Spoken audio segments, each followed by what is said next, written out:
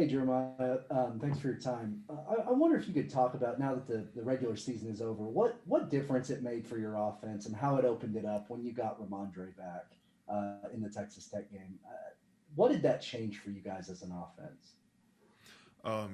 Nothing against like the rest of our running backs or anything, but we all know Ramondre is a great player. As you can see, when he got in there, he made a whole lot more plays for us, and he just got us rolling a little bit more. And it just goes to show how great of a player he is and how much faith we have in him to make plays for us. Our next question is going to come from John Hoover. John, go ahead. Hey, Jeremiah, I wonder if Creed talked a few minutes ago about this roster in 2021 being good enough to compete for a national championship. You guys saw what that looked like last year, and certainly you've seen the quality of Alabama and Georgia years before. What do you think about that comment from Creed? Do you think that this team might be poised for a run of the national title next year? And what do you think about the roster itself? How talented you guys are? So you want to know about next year? Yeah, next year. Um, Next year, of course. Yeah, I think we have a lot of guys returning that were a key part of this team on both sides of the ball.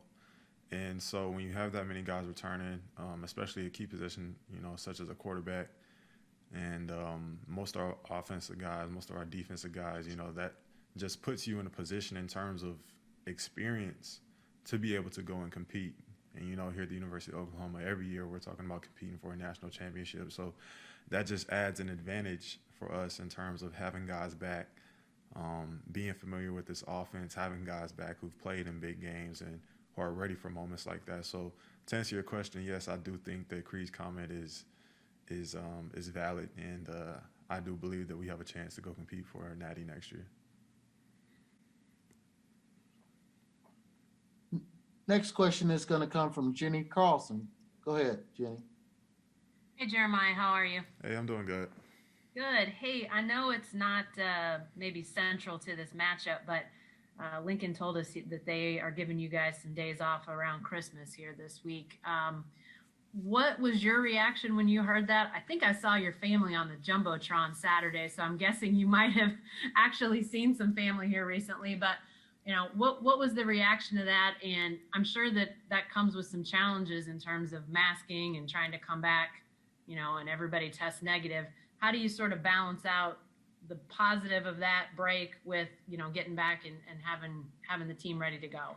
Yeah, I was shocked for both sides of what you just said. The COVID reason and just being able to go home. I haven't been home since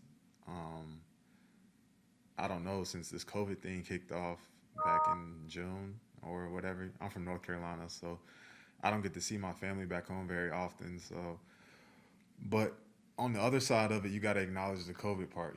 We got to make sure the guys are responsible. We got to continue to wear masks. I don't know if you guys know, but the Big 12 championship was the game where we had the most people available to play in terms of being COVID free. And so we got to maintain that standard when we go home to make sure we're able to compete when we come back. And so I'm happy. I'm excited. I'm glad that Coach Riley acknowledges that being with our family during the holidays is something important to him as well as us. So I think we'll go back home, get refreshed, and come back ready to play.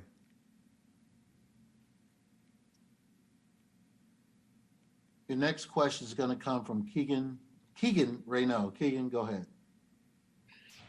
Yeah, Jeremiah, obviously we've talked to you about Braden Willis, and you obviously were excited to get him back a couple of weeks ago, 3 weeks ago. He makes a couple huge catches and big plays Saturday. Just what was it like from your perspective to kind of see him back to doing his thing and kind of in the absence of Austin Stogner right now? It was great. It was great. Me and Braden, we're pretty close.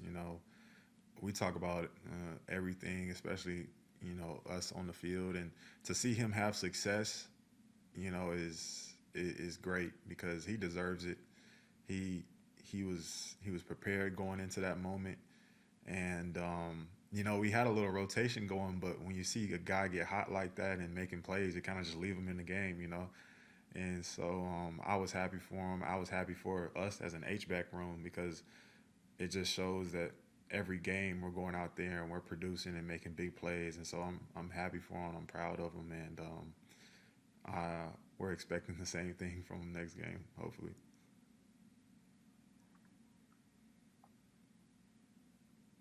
Your next question is going to come from Christopher HEIDEL. Go ahead, Christopher. Hi, Jeremiah. Thanks for taking my question today. Let's talk about playing the Gators on the 30th. You know, they're in the Cotton Bowl. How dangerous is their defense? You know, they're in the position they're in for a reason. You know, they've competed well this past year. They're a sound defense. They fly around the ball, and they got some guys who can play. You know, at this point in the season, you don't get to where you are by luck, you know, or chance, especially under the conditions of COVID. You know, every week you got to go out there and compete. When you're talking about the number one team in the nation and Florida and them being able to compete with them as close of a game as that was, that just shows you that, you know, they're no team to play around with. So hats off to them for competing this season, but we'll for sure be ready for whatever they throw at us. Your next question comes from Carrie Murdoch. Go ahead, Carrie. Hey, Jerry. How odd is this? Just, I mean, I know it's been a year full of odds, but to not be going to a bowl site, you know, doing all the things with your teammates that normally is very enjoyable about a bowl. What's it like just kind of, you know, knowing you have this game and it's a huge game, but, you know, not really being a bowl, but not really being a bowl? Yeah, no, for sure. As an older guy and as a guy who, you know, I've been to all the bowls that we've been to the past 3 years, so the Rose Bowl, Peach Bowl, and the rest of those. And so it's kind of a bummer when you look at it. You know, I like taking the trips. I like going to see what they have set up for us and just enjoying the week. You know, they're once in a lifetime trips that you get to hold on to forever and look back on. But at the same time, when we signed up for this year, you know, we kind of knew what we were getting ourselves into, you know, in terms of missing games, wearing a mask, having to sit out for however long it takes just to get back on the field, and all the adversity that we've been through. So really at this point, it's just like the new norm, and you got to take the hits as they come in all aspects of 2020. And so, like I said, it's a bummer, but just like the rest of the season, we're going to come ready to play. We're going to make adjustments as needed and go out there and do what we do.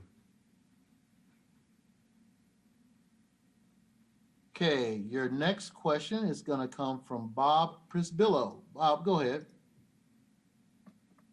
Jeremiah, what was it like to have that one final moment, at least as a player, with Coach Shane Beamer? Man, it was I don't even know how to describe it. You know, just I don't know. I'm thankful to have him as a coach. You know, I was right next to him when he made his when he made his recruiting video for South Carolina, and then I saw it posted later, and I just thought it was surreal that, you know, my position coach is now a head coach at a, you know, at a SEC school. You know, it's crazy, and I don't think I'll understand how significant and how blessed I am to be in a position to be coached by him, and just to have him as my guy. But no, to answer your question, it was a blessing, and I'll always remember everything that we've been through as a position room and individually as a, you know, personal relationship. And so I'm happy for him.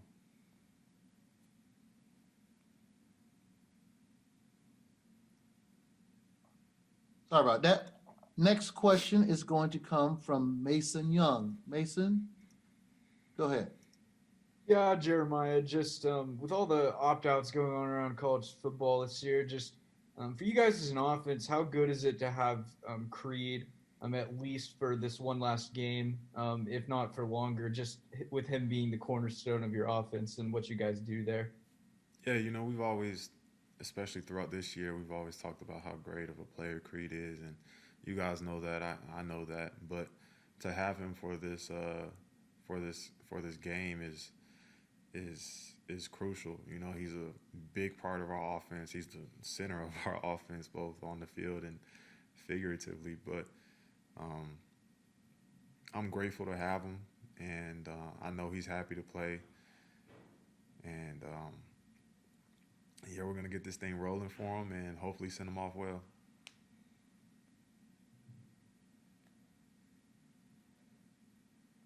Our next question comes from Ryan Chapman. Ryan, go ahead. Hey, Jeremiah, obviously this year you guys have had a ton of really young guys playing key roles. What has it been like, or what's it going to be like for you trying to guide them through what could be, for some of those guys, their first big, postseason matchup, first really huge non-conference matchup? And how can this experience serve you guys going forward into next year? Well, when you're playing games every year, like the Red River rivalry, when you're playing Bedlam, when you're playing in the Big 12 championship, we've already had pretty big games in terms of how much it means to this program. Some fans may say the Red River rivalry is bigger than a bowl game, or vice versa, or some people may like Bedlam more, from a fan standpoint. But our young guys have already got a taste of what it's like to be on the center stage, be on prime time, and I'm pretty sure they're going to carry the same attitude towards this next one. It's a little bit different, but we'll make sure to have them prepared from a veteran standpoint and from a coach's standpoint. I know that for sure. So happy to see them step up this year, and I know they'll come in and do the same for the Cotton Bowl. We got time for just a couple more questions for Jeremiah. We're going to go to Jason Kersey. Jason, go ahead. Yeah, Jeremiah, I think you guys over the last few years have probably conditioned fans to expect